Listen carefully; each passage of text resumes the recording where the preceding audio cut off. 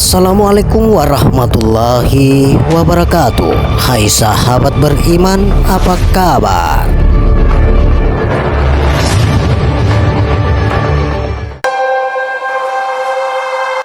Sahabat beriman yang dirahmati oleh Allah Subhanahu wa Ta'ala, kali ini kami akan membuka makom diam. Diam atau hening dalam ranah sufistik termasuk pembahasan yang sangat penting dan juga tentu menarik. Apalagi pembahasan ini hampir hadir dalam seluruh agama dan juga aliran spiritual lainnya. Ada beberapa tingkatan di dalam diam. Yang pertama adalah diam untuk introspeksi diri. Diam dengan merenungi apa yang telah kita perbuat pada Allah pun pada sesama kita. Bermurakabah kepada diri sendiri, yakni mengintai segala perbuatan zahir dan batin kita yang baik disyukuri sehingga tidak jumawa. Yang kurang baik dimohonkan ampun kepada Allah. Tidak melihat dan menilai orang lain, tapi lebih melihat dan menilai diri sendiri. Diam yang kedua adalah diam dan memperhatikan batin kita agar ada keindahan di dalamnya. Keindahan yang tidak terpengaruh daripada sesuatu di luar kita. Belajar menerima segala keadaan dengan kadar yang sama, baik buruk, suka duka adalah tamu yang wajib dihormati dengan kadar yang sama. Segala keadaan ini adalah wajah Allah yang tanpa rupa. Jadi harus kita terima dengan senyum yang terbaik. Karena setiap keadaan dan masa itulah wajah Dia sesungguhnya. Bagi sebagian orang, mengingatnya adalah dengan menumpukan huruf dan kata. Namun bagi seseorang yang telah kawas, ia sudah mampu melihat diam dalam setiap rupa keadaan dan masa. Sehingga ia selalu menerima setiap keadaan dengan penerimaan yang terbaik, sebagaimana ia menerima Robnya dalam hidupnya. Inilah sholat daim, zikir yang hidup, yang tidak berkesudahan. Bukan lagi huruf dan suara, namun ia menyaksikan dengan rasanya. Yang ketiga adalah diam menyelam dalam diri. Menyelam ke dalam asal kejadian diri, sehingga ia menemukan jati dirinya. Sebagaimana Muhammad sang pembawa rahmat, yang mana kesadaran Muhammad adalah kesadaran yang tidak lagi menerima, namun ia adalah kesadaran yang membangunkan diri kita untuk memberi. Baik dan buruk, suka dan duka, longgar dan sempit, bagi sang Muhammad tidak lagi dianggap ada, sehingga tidak lagi terasa, sehingga tidak lagi ada penilaian dan sejenisnya. Yang ia lakukan hanya memberi pelayanan dalam setiap keadaan itu. Sudah pelayanan yang sebaik mungkin, semulia mungkin, karena sang Muhammad adalah kesadaran memberi, kesadaran menjaga, kesadaran membimbing, kesadaran menuntun. Dengan hati yang seindah mungkin, karena ialah sang rahmat, ialah sang ahad. Bila di hati kita masih berpikir, apa yang boleh aku peroleh dan dapatkan, dan apa yang boleh aku terima, ketahuilah kau sebenarnya belum mencapai apa dalam peningkatan rohanimu. Kau belum mengenal apa, walau kau ahli zikir atau ahli sedekah. Ini menunjukkan rohanimu belum beranjak dari anak menuju dewasa. Karena kedewasaan rohani adalah terbangunnya sifat memberi. Itu pun memberi yang terbaik. Karena kedewasaan rohani adalah terbangunnya sifat Muhammad yang merupakan sifat Rabbani. Kata tauhid berasal dari kata-kata wahada, ya wahidu, tauhidan, yang artinya mengesahkan, menyatukan, Jadi tauhid adalah suatu agama yang mengesahkan Allah. Arti kata tauhid adalah mengesahkan. Yang dimaksud dengan mengesahkan Allah Subhanahu wa Ta'ala adalah zatnya, sifatnya, asmanya, dan af'alnya. Menurut Imam Al-Ghazali, bahwa diam bukan berarti secara harfiah mutlak, melainkan dalam diammu itu adalah Allah, pandanganmu adalah Allah, dan pada akhirnya tidak ada lagi yang dibicarakan secara negatif. Positif, semua berasal dari Allah dan semua yang terlihat hanyalah Allah. Maknanya ialah tiada Tuhan selain Allah. Manusia ada karena Allah, dan seluruh makhluk hidup maupun benda mati yang ada di dunia ini adalah milik Allah. Tauhid mengajarkan manusia jika Tuhan itu adalah satu. Dalam konteks ini, mewajibkan manusia harus mempunyai pemahaman bahwa hanya Allah Tuhan pencipta alam. Tak ada satupun yang serupa dengannya, dan hanya kepada Allah saja semua akan kembali.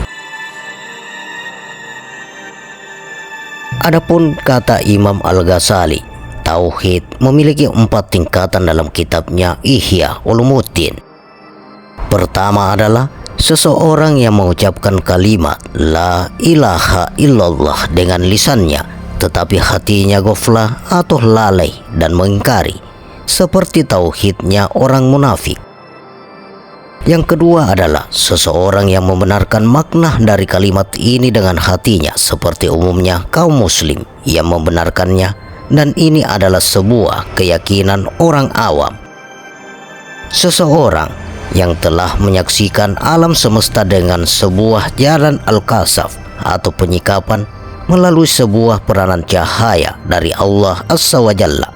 Ini merupakan sebuah tingkatan muqarrabin atau orang-orang yang didekatkan padanya, yakni dengan melihat benda-benda yang banyak dibarengi dengan seluruh hal yang terlihat dari Zat yang Maha Mulia.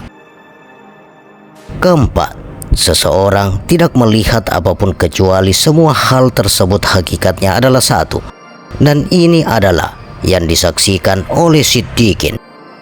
Para pengikut tasawuf memberinya nama yaitu fana atau melebur di dalam tauhid, dan inilah puncak tertinggi dari tauhid. Dalam konsep bulan Ramadan, hal ini dapat dijadikan sebagai sebuah pedoman untuk seluruh umat manusia yang menjalani puasa. Puncak dari ilmu tauhid adalah diam, dan saat bulan puasa kita diwajibkan untuk menjaga seluruh lisan kita untuk tetap berkata baik dan memperbanyak zikir dan berdoa kepada Allah. Ibadah puasa yang kita jalani selama Ramadan merupakan sebuah bentuk penghormatan kepada Allah Subhanahu wa Ta'ala yang merupakan Tuhan pencipta alam semesta. Rasulullah Shallallahu Alaihi Wasallam, salat adalah tiang agama, tetapi diam itu lebih utama. Sedekah dapat memadamkan murka Rabb, tetapi diam itu lebih utama. Puasa adalah perisai dari siksa neraka, tetapi diam itu lebih utama. Jihad itu puncaknya agama, tetapi diam itu lebih utama. Rasulullah Shallallahu Alaihi Wasallam juga pernah bersabda, diam adalah bentuk ibadah yang paling tinggi. Hadis riwayat Ad-Dailami. Maksudnya adalah, di sini adalah diam dari sesuatu yang tidak bermanfaat, baik dalam urusan agama maupun dunia, dan diam dari membebas omongan-omongan orang yang mencemooh kita. Diam yang seperti ini termasuk ibadah yang paling tinggi, sebab kebanyakan kesalahan itu timbul dari lisan. Adapun jika seseorang diam karena dia sendirian tanpa ada orang yang lain yang memotivasinya untuk diam, maka diamnya bukan ibadah. Rasulullah Shallallahu Alaihi Wasallam juga bersabda, diam itu adalah perasaan bagi orang alim dan selimut bagi orang bodoh. Hadis riwayat Abu Syarik dari Mukharris. Diam itu adalah akhlak yang paling utama. Diam itu mengandung hikmah yang banyak, tetapi sedikit orang yang melakukannya. Hadis riwayat Qadai dari Anas dan Dailami dari Ibnu Umar. Oleh karena itu, ada syair yang mengatakan, "Wahai orang yang banyak bicara tanpa guna, kekanglah mulutmu. Sungguh kamu terlalu banyak bicara ke sana dan kemari. Sungguh kamu telah banyak berperan dalam keburukan. Mulai sekarang, diamlah jika kamu ingin menjadi baik."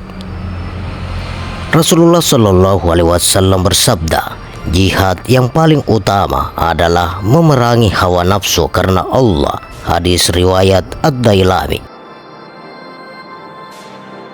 Kata pepatah, diam itu emas, namun banyak orang yang memandang diam itu adalah kurangnya keberanian.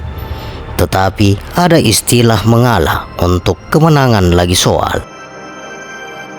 Adapun versi lain adalah kebodohan adalah kurangnya kecerdasan, fakir pemahaman, dan miskin kepekaan karena keenggangan memperoleh pengetahuan yang mungkin saja dinilai bertentangan dengan kepercayaan. Teguh, awal seseorang melahirkan konsepsi tentang dunia yang nyata, yang ada dihadapkan acap kali sering terjadi menolak untuk terus belajar, baik dari pengalaman sendiri maupun pengalaman dari orang lain. Pengalaman dari dunia literatur, baik fiksi dan non-fiksi, biasanya terlalu nyaman dan aman di dalam kebodohannya, sudah merasa penuh dengan utuh.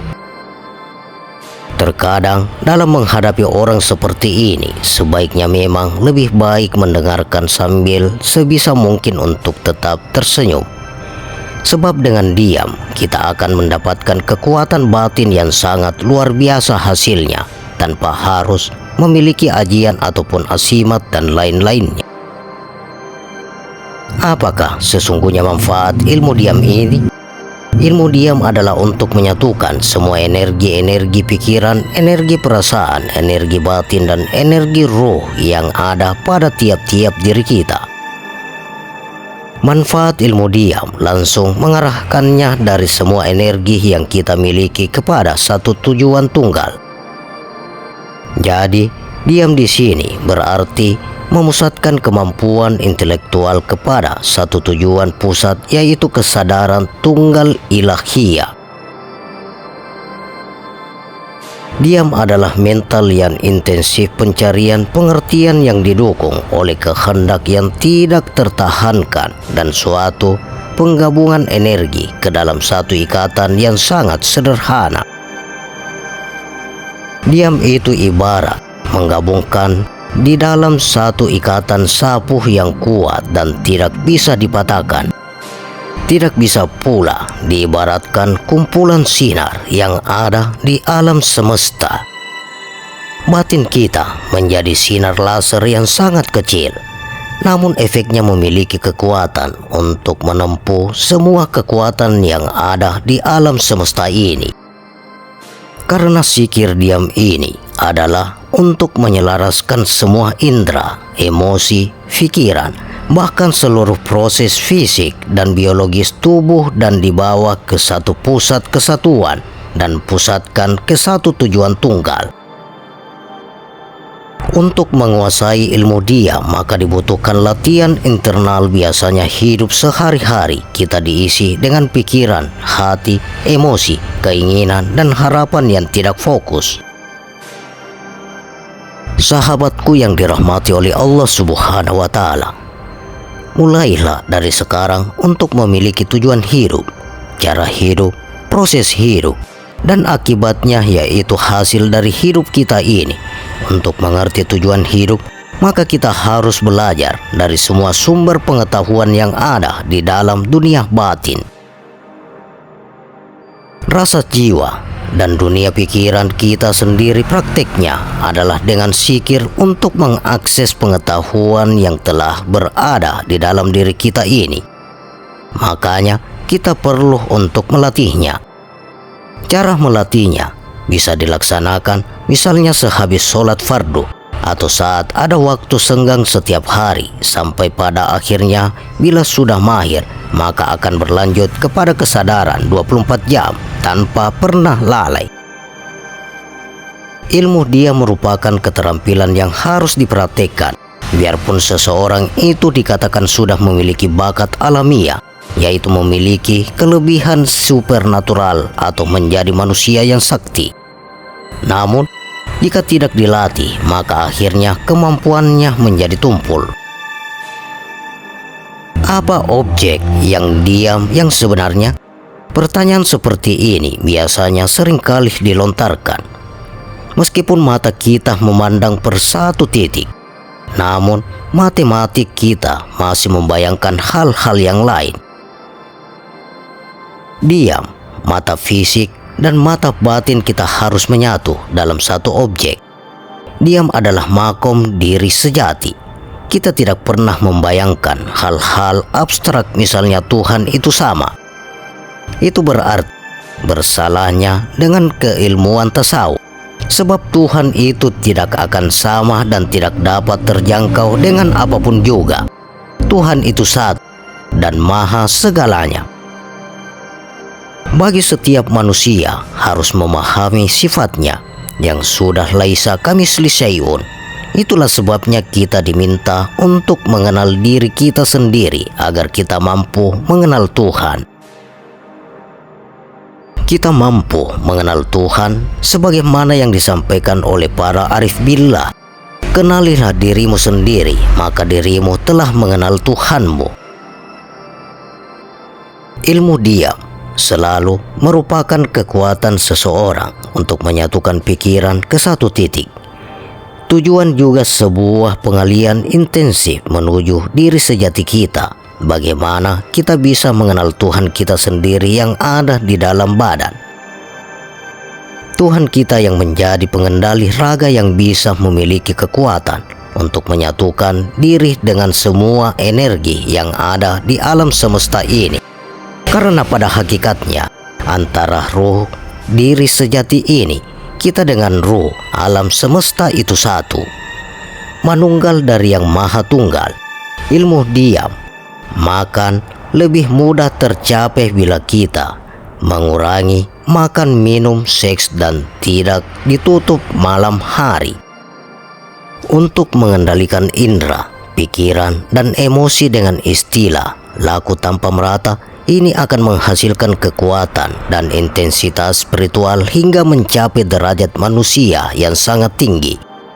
Inilah yang membedakan manusia dengan binatang-binatang tidak mampu untuk menahan keinginan. Misalnya bersama saat melihat lawan jenisnya, maka saat lapar, minum di saat haus dan tidur di saat mengantuk. Binatang yang mampu menuruti kehendaknya belaka tanpa bisa mengeram kehendaknya. Sedangkan bagi manusia yang hanya menuruti hasrat biologisnya tanpa berkeinginan untuk melatih batin, mohon maaf, levelnya tidak berbeda dengan binatang. Berarti ia telah menangguhkan kebahagiaannya yang sifatnya sementara dan tidak abadi untuk mendapatkan kebahagiaannya yang abadi dan kekal. Apakah tanda-tanda seseorang yang sudah berhasil dalam diam? Pasti hidupnya tenang, karena sudah tahu tujuan hidupnya yang sejati. Sekarang ia hanya menurut paham bekerja sebagai inti daripada ibadahnya. Hidup yang tenang karena tidak terganggu oleh bias pelangi kenyataan yang palsu, berubah-ubah sementara. Hatinya sabar, ikhlas dan pasrah. Dia tidak lagi mementingkan dirinya sendiri, namun menembus satukan orang lain, masyarakat dan umat manusia secara keseluruhan. Orang yang bisa mengamalkan ilmu diam dengan benar, mata batinnya sangat tajam untuk melihat tanda-tanda atau ilmu dari Tuhannya. Ketahuilah sahabatku, bahwasanya diri yang sebenar-benarnya diri itu adalah hayat, dan yang sebenar-benarnya hayat itu ialah ruh. Ruh itu ialah nyawa, nyawa itu ialah sifat, sifat itulah ialah Nur Muhammad, dan Nur Muhammad itulah Zat atau Zat hayat. Ketahuilah pula sahabatku, bahwasanya yang sebenar-benarnya Zat itu adalah dirinya atau wujudnya, dan yang sebenarnya sifat itu adalah rupanya, wajahnya, dan yang sebenar-benarnya asma itu adalah namanya atau hatinya, dan yang sebenar-benarnya af'al itu adalah kelakuannya atau fiilnya. Dengan demikian, maka yang bernama Allah itu sebenarnya adalah zat, sifat, asma, dan af'al. Sebab pada lafaz Allah itu adalah sebagai berikut. Huruf alif Allah itu masuk pada zat. Huruf lam awal Allah itu masuk pada sifat. Huruf lam akhir Allah itu masuk pada asma. Dan huruf ha Allah itu masuk pada af'al. Maka itulah yang bernama Allah. Jika memang diri itu hayat atau roh, hendaknya kita jangan berhenti pada ruh saja, akan tetapi teruskan dan tembuskan pandanganmu itu kepada hal dan sifat Allah Ta'ala. Sekiranya pandanganmu itu berhenti hanya kepada nyawa saja, maka sesungguhnya kita salah dalam memahami pernyataan bahwa diri itu ruh. Sebab tatkala ia nisab bagi sekalian tubuh nyawa namanya, tatkala ia keluar masuk napas namanya, tatkala ia berkehendak hati namanya, tatkala ia percaya akan sesuatu iman namanya, dan tatkala ia dapat memperbuat sesuatu akal namanya. Pohon akal itu adalah ilmu. Inilah jalannya dan inilah yang disebut sebenar-benarnya diri. Jika demikian adanya, maka dapat dikatakan bahwa sekarang ini kita hanya bertubuh ruh semata-mata. Mengapa demikian? Kata di sini sudah fana, zahir dan batin kepada ruh. Di sini jangan diartikan bahwa kita yang memfanakan diri, akan tetapi fana itu dari Allah jua adanya. Sedangkan kata kita itu pun sudah lebur ke dalam fana itu sendiri. Itu sebabnya jika ada orang yang mengatakan telah dapat dan mampu memfanakan diri, akan tetapi ia sendiri tidak tahu dan tidak kenal akan dirinya, maka sesungguhnya itu omong kosong dan bohong besar saja. Mengapa demikian? Sebab jika seseorang itu tidak tahu atau kenal siapa dirinya yang sesungguhnya, maka mau difanakan kemana dirinya itu? Nyawa itu adalah Nur Muhammad. Nur Muhammad itu adalah sifat, dan sifat itu adalah hayat. Akan tetapi ingat olehmu bahwasanya ruh itu bukan Tuhan, tetapi tiada lain daripada Tuhan, asalkan saja diteruskan kepada zat dan sifat. Jika ini dapat difahami, maka jangan kamu cari lagi akan ia, karena bila dicari lagi bukannya semakin dekat, akan tetapi malah semakin jauh jadinya. Siapa saja yang telah sampai pada makom ini, pastilah ia tidak akan mau mengatakan kata-kata syariat, tarikat, hakikat, dan marifat. Dan ahli syariat tidak bersyariat lagi, ahli tarikat tidak bertarikat lagi, ahli hakikat itulah berhakikat lagi, ahli marifat tidak bermarifat lagi. Silakan direnungkan, dan itulah tadi makom daripada diam.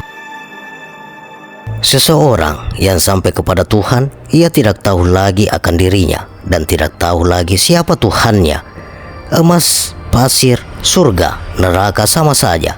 Ia lebih senang diam, karena diam itu adalah kedudukan Allah yang maha agung dan maha mulia serta maha tinggi. Demikian sahabat makom diam. Bagaimana pendapat Anda? Silakan share pendapat menarik Anda pada kolom komentar. Semoga video ini bermanfaat dan bisa menambah keimanan dan ketakwaan kita kepada Allah Subhanahu wa Ta'ala, dan tentunya kita semakin cinta kepada Rasulullah Sallallahu Alaihi Wasallam. Terima kasih untuk sahabat-sahabatku yang telah menonton video ini. Sampai berjumpa kembali di video berikutnya. Wassalamualaikum warahmatullahi wabarakatuh.